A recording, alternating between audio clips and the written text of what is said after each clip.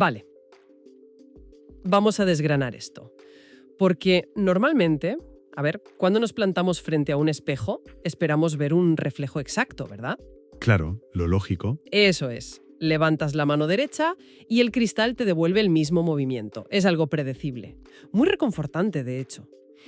Pero imaginemos por un momento mirar a ese espejo y encontrarnos con un reflejo que es casi idéntico, que se mueve con nuestra misma cadencia, que nos mira a los ojos con un nivel de entendimiento asombroso y que a la vez es fundamentalmente salvaje e insondable. Es una imagen tremenda para empezar. Es como una especie de valle inquietante, ¿no? Donde la familiaridad más íntima choca de frente con lo absolutamente desconocido. Totalmente. Y esa tensión constante, esa cosa de vernos a nosotros mismos, pero reconocer a un otro con sus propias reglas, es básicamente el núcleo histórico de nuestra relación con los grandes simios. Nos atrae muchísimo esa semejanza abrumadora, pero a menudo nos aterra. O nos incomoda bastante. Sí, nos incomoda lo que esa misma semejanza dice sobre nuestra propia naturaleza. Y precisamente esa frontera invisible, o sea, la línea que separa a los humanos de los grandes simios, es el territorio en el que vamos a sumergirnos hoy. Nuestra misión en este análisis a fondo es entender esa profunda fascinación cultural y, sobre todo, las consecuencias que a veces son bastante devastadoras al intentar cruzar esa línea para humanizarlos. Es un tema denso, sí. Mucho. Y para ello vamos a cruzar datos de todo tipo. Tenemos investigaciones genéticas y textos de exposiciones como 2298.6 Connections del Turshin Center. También historiales clínicos de santuarios modernos como el Center for Great Apes y el Zoo Knoxville. Y bueno, por supuesto vamos a analizar la asombrosa y a ratos surrealista historia pop de los años 80 sobre una de las figuras animales más icónicas de nuestra época. El chimpancé Babels, claro. Exacto, Babels. Es que cuando unes todas esas piezas, desde la biología pura hasta la cultura pop, la historia que emerge es, fascinante. Nos habla de cómo el inmenso poder de la cultura humana y la industria del entretenimiento puede llegar a distorsionar por completo las realidades biológicas más básicas. Pues empecemos justamente por esa biología pura. La premisa genética es algo que seguro que quienes nos escuchan han oído alguna vez, y es que humanos y chimpancés compartimos el 98,6% de nuestro ADN. Casi nada. Ya ves, anatómicamente la conexión es obvia, o sea, pulgares oponibles, visión frontal, cerebros de gran tamaño, pero los datos del Turshin Center profundizan en que las similitudes son también muy psicológicas. Crean herramientas complejas, sienten duelo, se abrazan, se besan para expresar alegría. Son comportamientos clarísimos. Y aquí es donde quiero hacer un poco de abogada del diablo. A ver, si compartimos casi todo nuestro código genético y tienen estructuras emocionales tan complejas, ¿por qué la convivencia no es más sencilla? ¿Por qué ese ínfimo 1,4% crea un abismo tan insalvable entre las dos especies? Lo fascinante aquí es que solemos subestimar lo que significa realmente un 1,4% a nivel genético. Hablamos de millones de pares de bases de diferencia. Claro, suena a poco, pero es muchísimo. Exacto. Para entenderlo, hay que ver ese 1,4% no como un detalle menor, sino como el manual de instrucciones que dicta las reglas de comportamiento, las estructuras sociales y el desarrollo hormonal. Ya, claro. Y nuestra relación con ellos ha sido tan destructiva precisamente porque ignoramos ese manual de instrucciones. O sea, hace apenas un siglo, más de 1 millón de chimpancés habitaban las selvas de África. Hoy, quedan menos de 300.000 en estado salvaje. Madre mía, es una caída brutal. Y la causa de este declive no es ningún misterio evolutivo. Claro, sabemos que es la pérdida de hábitat y la caza furtiva. Sí, pero hay que ir un paso más allá. Esa caza furtiva está alimentada en gran medida por el mercado negro de mascotas exóticas. Y ese mercado históricamente se ha disparado cada vez que la industria del entretenimiento populariza la idea de tener a un primate en casa. Es un ciclo destructivo de Manuel. Es decir, que la imagen del chimpancé simpático en la televisión tiene un coste directo de sangre en la selva. Es muy fuerte. Por eso el papel de instituciones como la Asociación de Zoológicos y Acuarios y los planes de supervivencia de especies ha tenido que cambiar radicalmente. Sí, por suerte. Los documentos de los santuarios detallan cómo ahora el objetivo ya no es solo exhibir, sino ofrecer un bienestar real a través de lo que denominan enriquecimiento. Y aquí hay algo que, te juro, me voló la cabeza. Uno de los pilares del enriquecimiento cognitivo es la pintura. Efectivamente, piensa que en cautividad a estos animales se les arrebata la necesidad de buscar comida, de evadir depredadores, de patrullar territorios. Lo tienen todo hecho, digamos. Eso es. Y sus cerebros, que están diseñados para resolver problemas complejos constantemente, se atrofian si no se les proporcionan retos. Pues los historiales del Zoo Knoxville tienen ejemplos maravillosos de esto.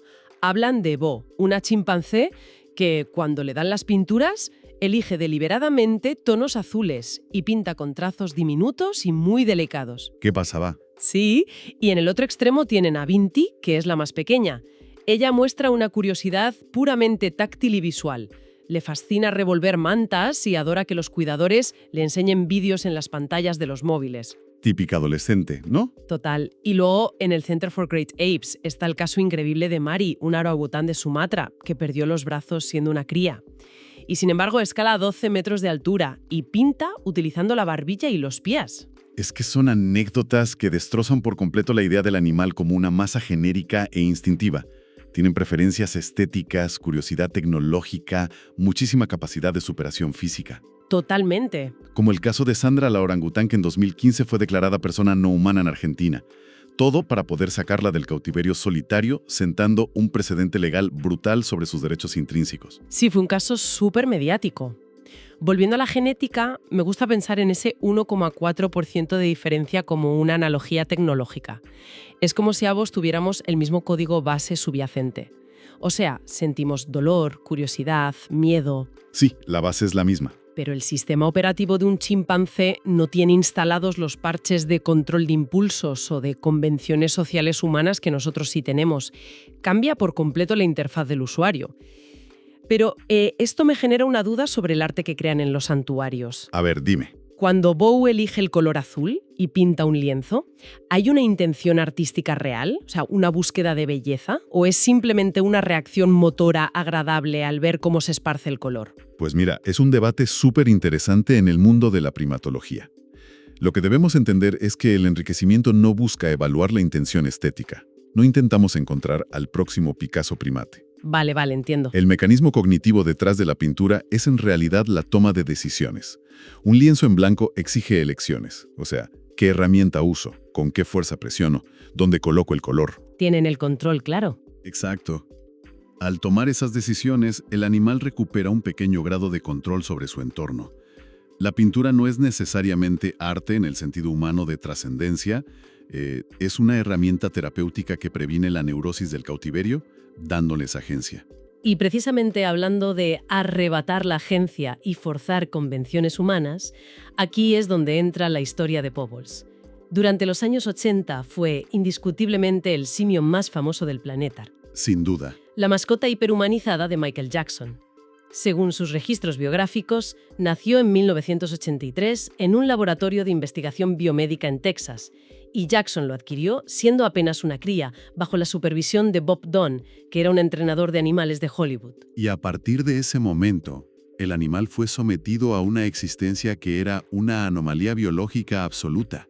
Su vida en el rancho de Neverland fue construida como un simulacro extremo de la infancia humana. Un simulacro constante y agotador, la verdad.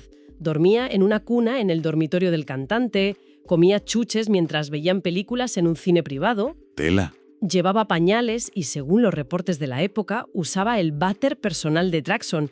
Incluso se afirmaba en la prensa que Jackson le habían enseñado a hacer el moonwalk. A un chimpancé. De locos. Y las apariciones públicas eran delirantes, de verdad. En la gira Bad viajó a Japón y literalmente se sentó a tomar té verde en una recepción oficial con el alcalde de Osaka. Pero creo que la historia de Freddie Mercury es la que mejor encapsula la distorsión total de esta realidad. Esa es una anécdota súper reveladora. Ocurrió durante el intento de grabar un dueto para la canción There Must Be More to Life Than This. Sí. Según las biografías, Freddie Mercury acabó abandonando las sesiones de grabación en Los Ángeles. El motivo fue que Jackson insistía en tener a Bubbles sentado en el estudio de grabación entre los dos. Ya, es que imagínate la escena. Pero lo peor para Mercury no era la presencia del animal, sino que entre toma y toma, Jackson se giraba hacia el chimpancé y le preguntaba su opinión musical. Madre mía. le pedía consejos sobre si debían repetir la voz, o sea, increíble. Mercury no lo soportó. Dijo que se negaba a cantar con un chimpancé sentado al lado todas las noches y abandonó el proyecto. A ver, es que, aunque hoy nos parezca una anécdota surrealista o incluso cómica, en realidad subraya un entorno donde los límites entre especie, mascota, colega y niño estaban completamente borrados. El animal estaba inmerso en una sobrecarga sensorial constante, luces, ruido y unas expectativas humanas altísimas. Aquí es donde se pone realmente interesante la cosa, porque quiero plantear un contrapunto. A ver. Cuesta creer que alguien monte este nivel de infraestructura y pase 24 horas al día con un animal solo por una proyección del ego. O sea, seguramente en la mente de Jackson y de su entorno había un cariño genuino y la creencia de que le estaban dando a Bubbles una vida de lujo, vamos, la mejor vida posible, ¿no te parece? Sí, seguramente había un afecto profundo, seguro. Pero ahí radica precisamente el peligro del antropocentrismo extremo. Creemos que tratar a un animal como a un rey humano es la máxima expresión de amor. Claro, le damos lo mejor según nuestros estándares. Exacto. Pero vestir a un chimpancé con ropa a medida o darle té no es un acto de cuidado biológico. Es ignorar por completo lo que ese organismo necesita para prosperar. Se le exigía comportarse según códigos humanos, para validar una necesidad afectiva puramente humana. Ya, claro. Pero la biología no negocia con el estatus de las estrellas del pop. Un chimpancé no es un niño humano con pelo, y tratarlo como tal es, indefectiblemente, la receta perfecta para el desastre. Y ese choque contra la realidad llegó de forma brusca, como era de esperar. Los informes y expertos, como la famosísima primatóloga Jane Goodall, son muy claros al respecto. Entre los 6 y los 8 años, los chimpancés entran en la pubertad. Y la biología, dicta sus reglas. Exacto. Durante esta etapa experimentan un pico masivo de testosterona. Su fuerza física se multiplica exponencialmente, hasta ser varias veces superior a la de un hombre adulto. Y lo más importante, su instinto natural y evolutivo les impulsa a establecer dominio, a retar a la autoridad de su grupo para escalar en la jerarquía. Y claro, cuando esa jerarquía es una mansión llena de personas, esa necesidad de imponer dominio se traduce en agresividad incontrolable. Ya no se les puede vestir con petos y llevarlos en brazos como a un bebé. Imposible. Los reportes indican que Bubbles tuvo que ser trasladado fuera de Neverland porque se volvió impredecible y violento. Y había un temor muy real de que pudiera atacar al hijo recién nacido de Jackson. Se dice que el cantante sintió esta separación como la pérdida de un primogénito. Y a partir de ese momento de ruptura, las fuentes nos presentan un laberinto de acusaciones y versiones súper contradictorias sobre lo que ocurrió a puerta cerrada durante esos años. Algo que, por supuesto, debemos abordar con total imparcialidad. Sí, es fundamental mantener esa distancia analítica, porque los relatos de las fuentes son, de verdad, diametralmente opuestos. Totalmente. Por un lado, tenemos las acusaciones surgidas, en parte, tras documentales como Living Neverland y que fueron respaldadas en 2014 por la propia Jane Goodall.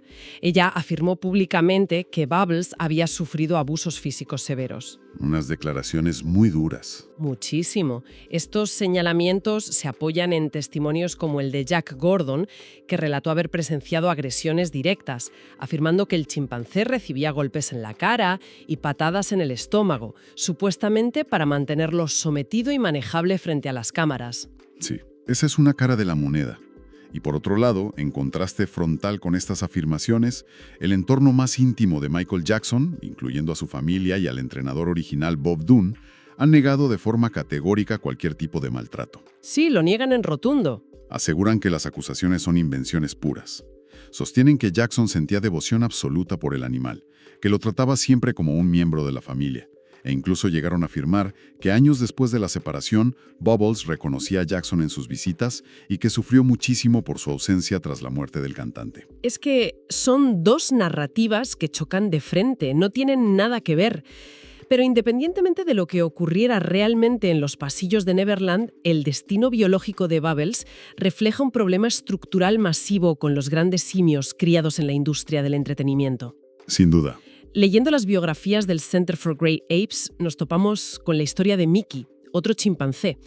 Mickey pasó sus primeros 20 años de vida encerrado en una pequeña jaula dentro de un garaje en Nueva York. 20 años, se dice pronto. Es tremendo. Cuando fue rescatado, la atrofia física y psicológica era devastadora. Tenía obesidad mórbida, fobia a los espacios abiertos y, lo más trágico de todo, una incapacidad total para relacionarse con otros miembros de su especie. Huía del resto del grupo, literalmente. Si conectamos esto con el panorama general, ese es el daño invisible del que hablábamos. Para una especie tan profundamente social y gregaria como el chimpancé, el aislamiento temprano es una condena absoluta. Claro. Cuando crías a uno de estos animales entre humanos, no aprende a ser un humano, simplemente olvida cómo ser un chimpancé. Se pierden esa ventana crítica de desarrollo, donde aprenden a interpretar el lenguaje corporal, las normas de apaciguamiento, los protocolos básicos de su propia especie. Es desgarrador, de verdad.